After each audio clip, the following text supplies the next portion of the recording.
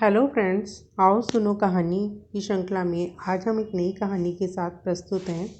कहानी का नाम है खरगोश की चतुराई। तो कहानी शुरू करते हैं। किसी घने वन में एक बहुत बड़ा शेर रहता था। वह रोज़ शिकार पर निकलता और एक ही नहीं, दो नहीं, कई कई जानवरों का एक ही दिन में काम तमाम कर देता। इससे जंगल में जानवर कम होने लगे और सभी जानवर उनसे डरने लगे कि अगर शेर इसी तरह शिकार करता रहा तो एक दिन ऐसा भी होगा कि जंगल में कोई भी जानवर नहीं बचेगा। अब सारे जंगल में सनसनी फैल गई। शेर को रोकने के लिए कोई न कोई उपाय करना जरूरी था। एक दिन जंगल के सारे जानवर इकट्ठा हुए और इस समस्या पर विचार करने लगे। अंत में उन्होंने तय किया कि वे सब शेर के पास जाकर उनसे इस बारे में बात करेंगे। दूसरे दिन जानवरों के एक दल शेर के पास पहुंचा। उनको अपनी ओर आते देख शेर घबरा गया और उसने गरजकर पूछा, क्या बात है? तुम सब यहाँ क्यों आ रहे हो? जानवरों के दल के नेता ने कहा, महाराज, हम आपके पास एक निवेदन लेकर आए हैं। आप राजा हैं और हम आपकी प्रजा। जब आप शिकार करने निकलते हैं तो बहुत सारे जानवर मार डालते हैं। आप सभी को तो खा नहीं पाते। इस तरह से हमारी संख्या भी कम होती जा रही है। अगर ऐसा ही होता रहा तो कुछ ही दिनों में जंगल में आपके सिवा कोई नहीं बचेगा। प्रजा के बिना राजा भी कैसे रह सकता है?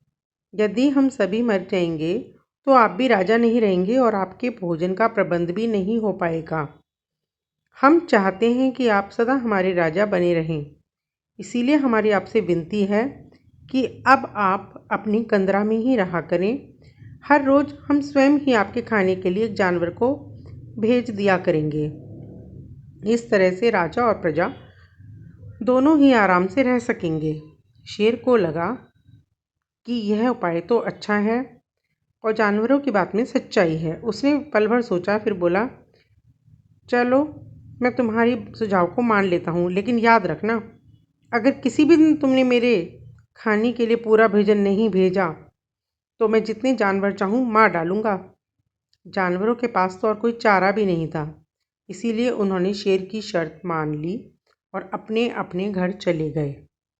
उस दिन से हर रोज़ शेर के खाने के लिए एक जानवर भेजा जाने लगा।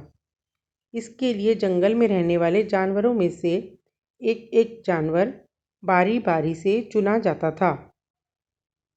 कुछ दिनों के बाद एक खरगोशों की बारी आ गई। शेर के भोजन के लिए एक नन्ही से खरगोश को चुना गया।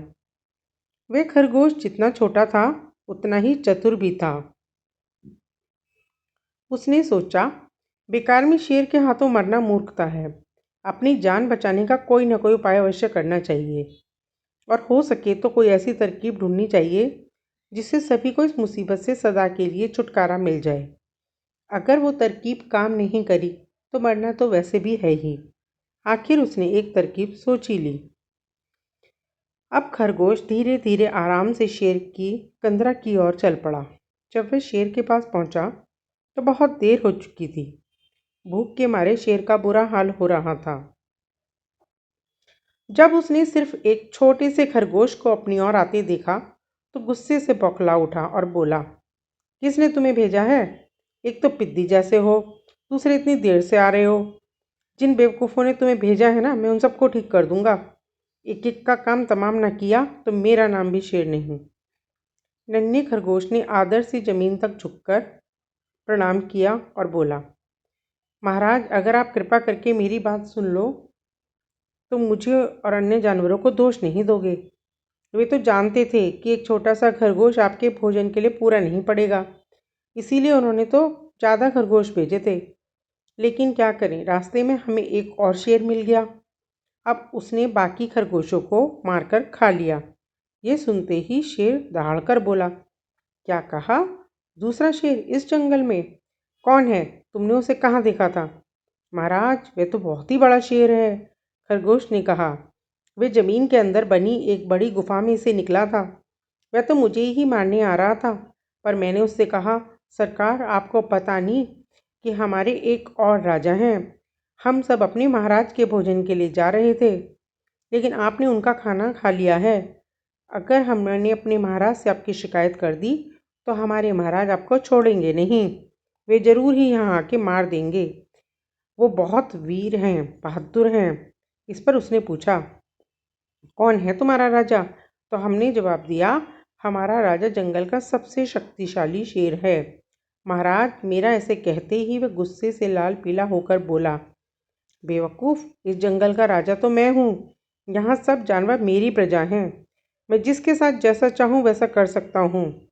जिस मूर्ख को तुम अपना राजा कहते हो उसको मेरे सामने हाजिर करो, मैं उसे बताऊंगा कि असली राजा कौन है। महाराज, इतना कहकर उस शेर ने आपको लाने के लिए मुझे यहाँ भेज दिया। खरगोश की बात सुनकर शेर को बड़ा गुस्सा आया और वह बार बार गरजने लगा।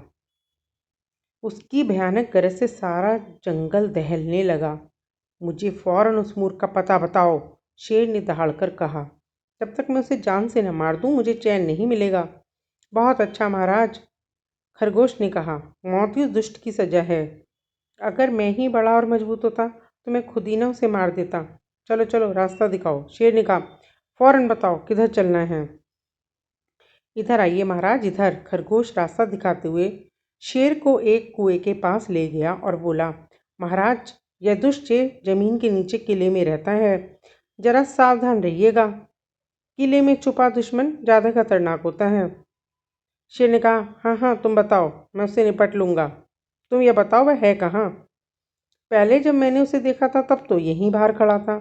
लगता है आपको आता देख वह किले में घुस गया। आइए मैं आपको दिखाता हूँ। खरगोश ने कुएं के नज़दीक आकर शेर को अंदर झांकने के लिए कहा। शेर ने कुएं के अंदर झांका तो कुएं के पानी में अपनी परछाई को देखा। अपनी परछाई को देखकर शेर जोर से दहाड़ा। कुएं के अंदर से आती हुई अपनी ही दहाड़ की गूंज को उसने समझा कि दूसरा शेर भी दहाड़ रहा है। दुश्मन को मारने के इरादे से वह फौरन कुएं में कूद पड़ा। कूदते ही पहले तो वह कुएं की दीवार से टकराया, फिर धड़ाम से पानी में गिरा और डूबकर मर गया। इस तरह चतुराई से शेर से छुट्टी पा नन्हा खरगोश घर लौटा और उसने जंगल के जानवरों को शेर के मारे जाने की कहानी सुनाई। शेर के मारे जाने की खबर से सारे जंगल में खुशी की लहर दौड़ गई। जंगल के सभी जानवर खरगोश की बुद्धिमत्ता के कायल हो गए। इस कहानी से हमें ये शिक्षा मिलती है कि चाहे सामने कितना भी बड़ा संकट हो, अगर व्यक्ति वीरता से, हिम्मत से, बुद्धि से काम ले तो उस बड़े से बड़े संकट को भी टाल सकता है। और संकट में कभी भी धैर्य को नहीं छोड़ना चाहिए। कहानी सुनने के लिए धन्यवाद। अगर आपको ये कहानी पसंद आई है तो मेरी कहानी को प्लीज़ लाइक एंड शेयर कीजिए। धन्यवाद।